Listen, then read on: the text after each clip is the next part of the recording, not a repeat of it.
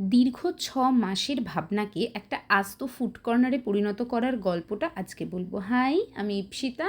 আর এই যে মানুষটাকে দেখছো, ইনি সেই ব্যক্তি যিনি আমাকে 6 মাস ধরে প্রত্যেকটা ফোন কলে প্রত্যেকবার দেখা করে বলেছে, শোন, বেশি কিছু করব না, বুঝলি, এত কিছু পারবো না, আমি শুধু চা, কফি আর জুসের জন্য একটা দোকান নেব, জুস কর্নার হবে আমাদের।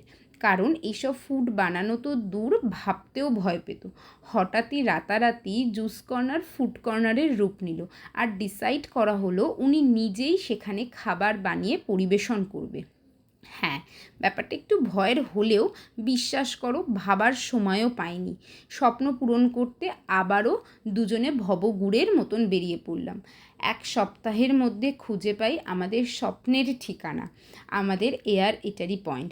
কতটা ঠিক ভুল এই সব কিছু বোঝার আগেই মেনু ডিসাইড করে ফেলি।